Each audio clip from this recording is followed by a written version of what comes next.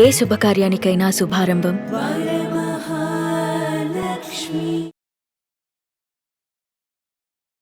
నమస్తే, మీరు చూస్తున్న సుమన్ టీవీ. నేను మీ కీర్తి.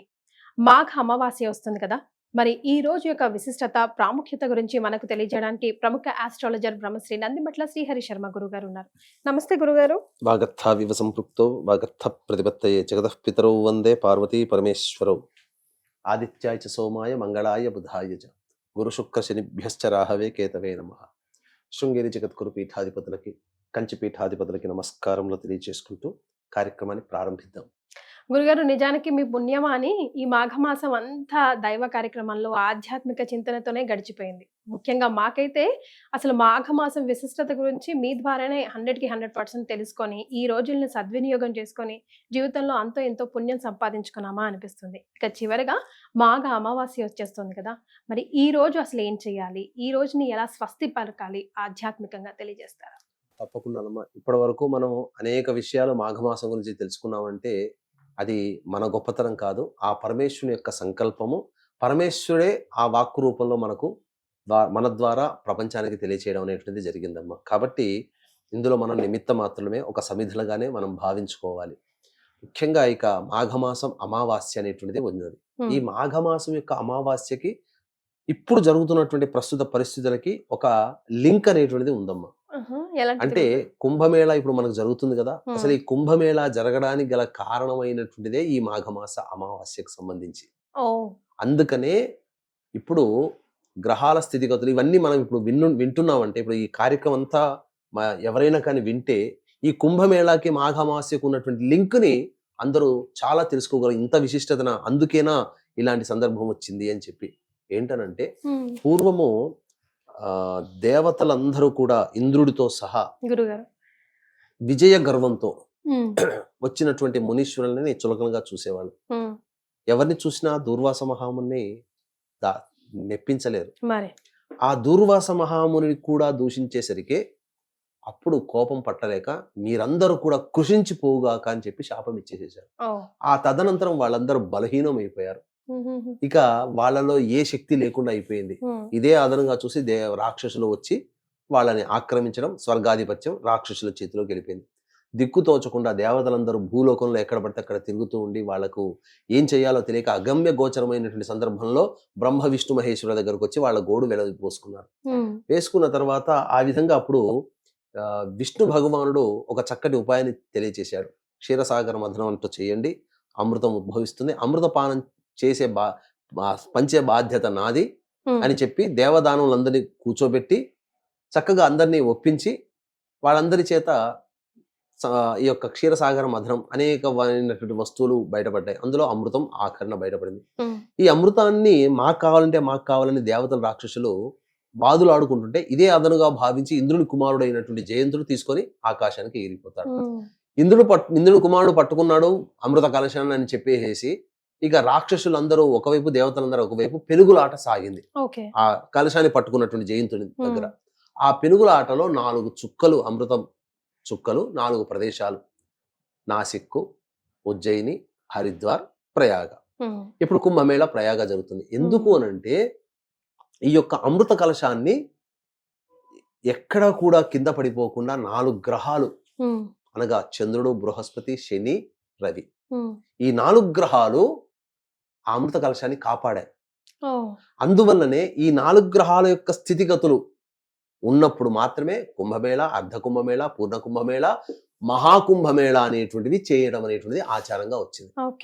కాబట్టి ఈ విధంగా ఈ సంబంధించినటువంటి ప్రయాగ క్షేత్రంలో కూడా శివరాత్రి రోజుననే ఆఖరుగా, ఎందుకు అనంటే మొదలు ప్రారంభమైనటువంటి జనవరి 13వ తారీఖు నుంచి మొదలై శివరాత్రి రోజున దాదాపుగా 46 రోజుల పాటు సాగుతున్నటువంటి యొక్క కుంభమేళ ఎందుకు ఆ రోజున ఆఖరిగా చెప్పబడి ఉందనంటే ఖగోళంలో ఉన్నటువంటి గ్రహాల యొక్క స్థితిగతులను బట్టి ఖగోళం నుంచి వచ్చేటువంటి దేవతల యొక్క దివ్య శక్తి ఈ భూమి మీద ప్రసరిస్తుంది. ఈ భూమి మీద ప్రసరించినటువంటి దివ్య శక్తిని గ్రహించే యోగ్యత, పవిత్రత కలిగినటువంటిది ఒక్క నదులకి మాత్రమే ఉంది. కాబట్టి ఆయా నదులు సందర్భాల్లో ఆ గ్రహాలు రవిచంద్ర బృహస్పతి శని గ్రహాల యొక్క సంచారం జరుగుతున్నటువంటి ఏ రాశుల్లో సంచారం జరుగుతుంటే ఆ విధంగా ఆ ప్రదేశాల్లో కుంభమేళ అనేటువంటిది ఏర్పాటు చేయడం, తద్వారా ఆ శక్తిలో ఆ నీటిలో ప్రవేశించినటువంటి శక్తి స్నానం ఆచరించినటువంటి మనుషులకి రావడం, తద్వారా ఈ ప్రపంచం అంతా కూడాను శక్తిమయం అవుతుంది.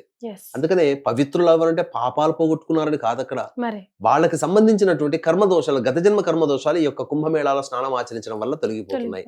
ఇక మనం గమనించుకున్నట్లయితే ఇటువంటి దివ్యమైనటువంటి శక్తి కలిగినటువంటి ఆఖరి రోజుగా మనకి ఇప్పుడు ఉన్నటువంటి మాఘ అమావాస్య 27వ తారీఖు రోజున వరకు అని మనం చెప్పవచ్చు.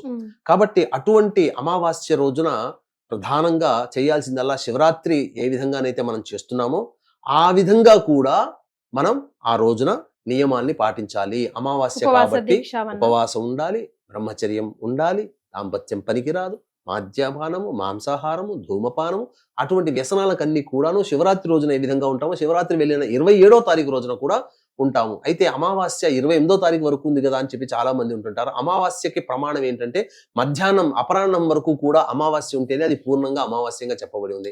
28వ తారీఖు రోజున ఉదయం 6:15 వరకు మాత్రమే అమావాస్య ఉంది కాబట్టి మధ్యాహ్నానికి లేదు. కాబట్టి 27వ తారీఖు రోజునే అమావాస్య. చతుర్దశి ఉదయం 8:15 వరకు ఉన్న చతుర్దశి వెళ్ళిన తర్వాత మధ్యాహ్నము సూర్యాస్తమయము అంతా కూడా 27వ తారీఖు రోజునే ఉన్నటువంటి సందర్భంగా 27వ తారీఖు రోజునే మాఘ అమావాస్యగా భావించి ఆ రోజున కూడా ఈశ్వర ప్రీతి కోసమే అభిషేకములు అనేటువంటివి చేసుకుంటే ఇంకా విశేషం. ఎందుకనంటే మనము శివరాత్రి రోజున అనేక పంచాంగములు అంటే తిథివార నక్షత్ర యోగ కరణాల్లో ఉన్నటువంటి విధానాల్లో శివయోగం అనేటువంటిది కూడా ఒకటి. ఆ శివయోగం అమావాస్య కలిసి రావడం, అందున శివరాత్రి వెళ్ళిన తర్వాత వచ్చే అమావాస్య కాబట్టి వెంబడే వచ్చేటువంటి రోజు కాబట్టి మహా అద్భుతమైనటువంటి యోగంగా చెప్పబడి ఉంది.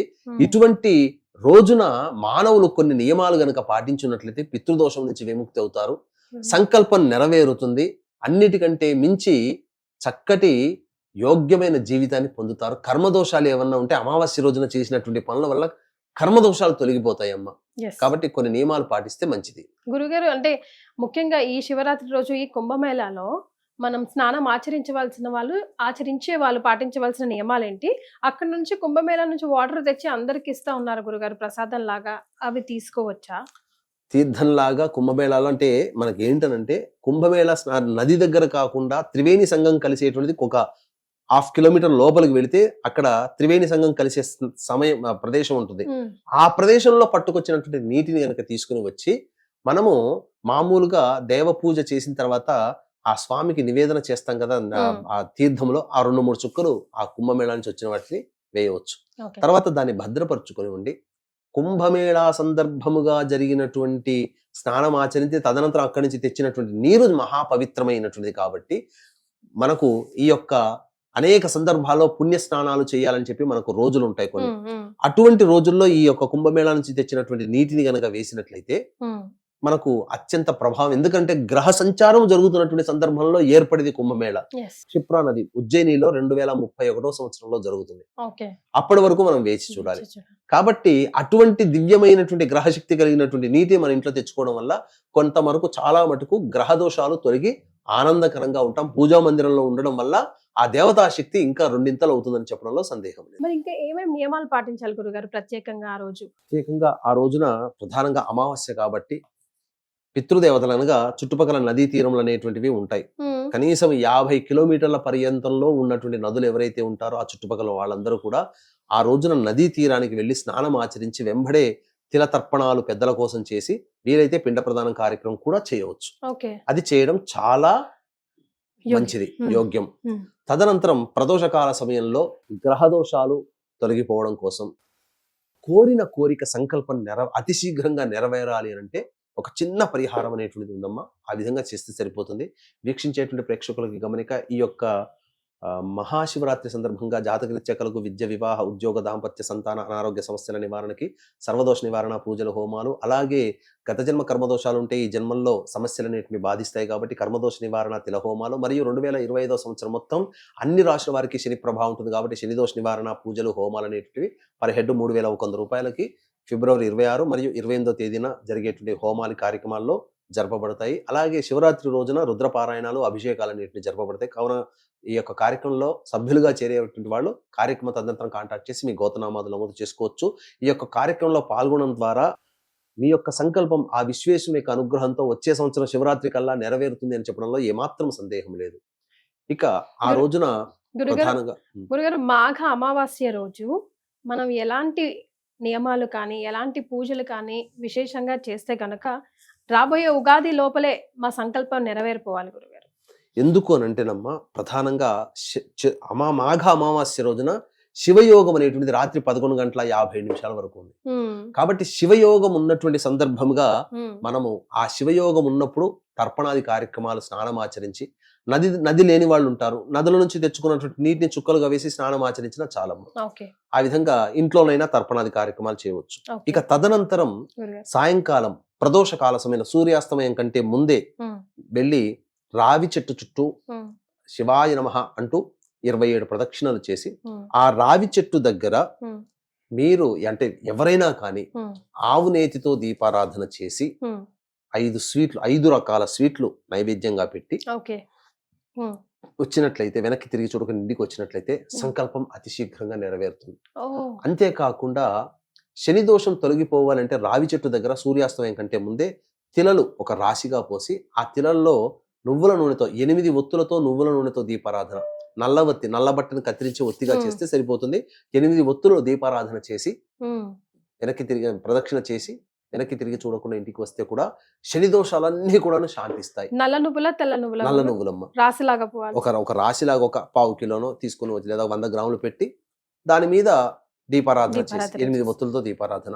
ఇక రాగి చెంబులో నీటితో ఆ యొక్క రావి చెట్టు మొదట్లో వేసి వచ్చి ఆ రావి చెట్టు దగ్గర సంకల్పం చేసుకుని మూలతో బ్రహ్మరూపాయ, మధ్యతో విష్ణవే నమః, అగ్రతో శివరూపాయ అని చెప్పి నమస్కారం చేసుకుని ఇంటికి తిరిగి వస్తే ఖచ్చితంగా మీరన్నట్టు ఉగాది లోపల వాళ్ళ సంకల్పం కదులుతుంది, నెరవేరుతుంది. సో గురుగారు చెప్పింది విన్నారు కదా, చాలా చిన్నది, ఎవరైనా చేసుకోవచ్చు, చిన్న పిల్లల నుంచి పెద్దవాళ్ళ వరకు. డెఫినెట్ గా ఈ రోజుని సద్వినియోగం చేసుకొని మనం అందరం ఉద్ధరించబడాలని మనస్ఫూర్తిగా కోరుకుంటుంది సుమన్ టీవీ. చాలా సంతోషం గురుగారు, ధన్యవాదాలు. సర్వం శ్రీ ఉమామహేశ్వర పరబ్రహ్మార్పణమస్తు.